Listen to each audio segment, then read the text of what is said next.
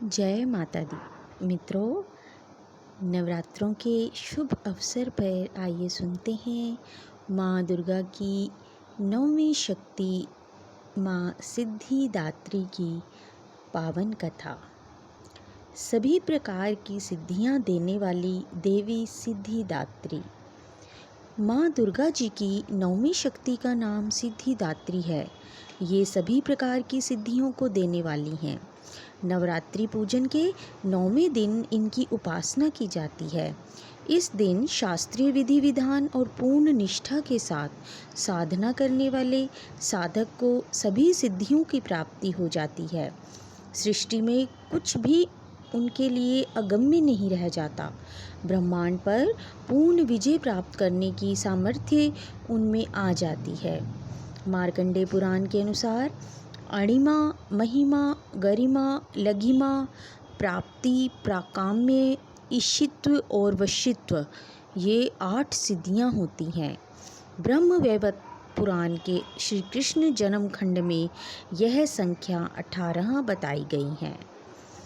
इनके नाम इस प्रकार हैं: अणिमा, लघिमा, प्राप्ति, प्राक्मय, महिमा, ईशित्व, सर्वकाम वसायिता, सर्वज्ञत्व, दूर श्रवण, पर काय प्रवेशन, वाक सिद्धि, कल्प वृक्षत्व, सृष्टि संहार करण सामर्थ्य, अमरत्व, सर्वन्यायकत्व, भावना और सिद्धि।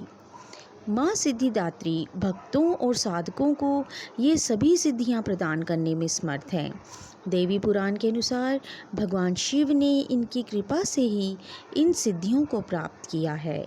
इनकी अनुकंपा से ही भगवान शिव का आधा शरीर देवी का हुआ था।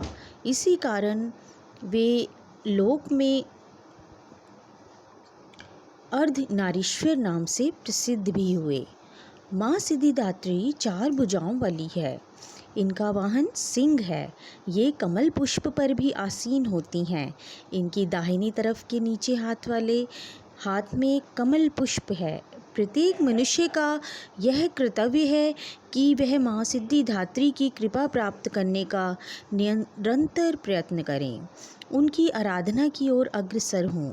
इनकी कृपा से अनंत दुख रूप संसार से निर्लिप्त रहकर सारे सुखों का भोग करता हुआ वह मोक्ष को प्राप्त कर सकता है। नव दुर्गाओं में माँ सिद्धिदात्री अंतिम है। अन्य 8 दुर्गाओं की पूजा उपासना शास्त्रीय विधि विधान के अनुसार करते हुए भक्त दुर्गा पूजा के 9वें दिन इनकी उपासना में प्रवृत्त होते हैं। इन सिद्धिदात्री माँ की उपासना पूर्ण कर लेने के बाद भक्तों और साधकों की लौकिक पारलौकिक सभी प्रकार की कामनाओं की पूर्ति हो जाती है। सिद्धिदात्री माँ के कृपा पात्र भक्त के भीतर कोई ऐसी कामना शेष बचती ही नहीं जिसे वह पूर्ण करना चाहे। वह सभी सांसारिक इच्छाओं आवश्यकताओं से ऊपर उठकर मानसिक रूप से माँ भगवती के दिव्य लोकों में विचरण करता हुआ उनके कृपा रस पीयूष का निरंतर पान करता हुआ विषय भोग शून्य हो जाता है। माँ भगवती का परम सानिध्य ही उसका सर्वस्व हो जाता है। इस परम पद को पाने के बाद उसे अन्य किसी भी वस्तु की आवश्यकता नहीं रह जाती। माँ के चरणों का यह सानिध्य प्राप्त करने के लिए हमें निरंतर नियमनिष्ठ रहकर उनकी उपासना करनी चाहिए। माँ भगवती का स्मरण, ध्यान, पूजन हमें इस संसार की असारता का बोध कराते हुए वास्तविक परम शांतिदायक अमृत पद की ओर ले जाने वाला है। इनकी आराधना से जातक को अणिमा, लघिमा, प्राप्ति, प्राकाम्य, महिमा, ईशित्व, सर्वकाम वसायिता, दूर श्रवण, पर कामा प्रवेश, वाक सिद्ध, अमरत्व, भावना सिद्धि आदि समस्त सिद्धियों नवनिधियों की प्राप्ति हो जाती है। आज के युग में इतना कठिन तप तो कोई नहीं कर सकता, लेकिन अपनी इस शक्ति के अनुसार जब तब पूजा अर्चना कर कुछ तो माँ की कृपा का पात्र बनता ही है। प्रत्येक सर्वसाधारण के लिए आराधना योग्य यह श्लोक सरल और स्पष्ट है। माँ जगदम्बे की भक्ति पाने के लिए इसे कंठस्थ कर नवरात्रि में नवमी के दिन इसका जाप अवश्य करना चाहिए। या देवी सर्वभूतेषु माँ सिद्धिदात्री रूपेण संस्थिता नमस्तस्यै नमस्तस्यै नमस्तस्यै नमो नमः।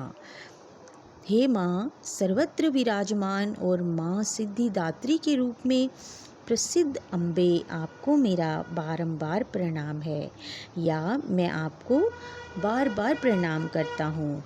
हे माँ मुझे अपनी कृपा का पात्र बनाओ। तो यह थी माँ सिद्धिदात्री की पावन कथा। तो बोलिए माँ सिद्धिदात्री की जय हो। धन्यवाद।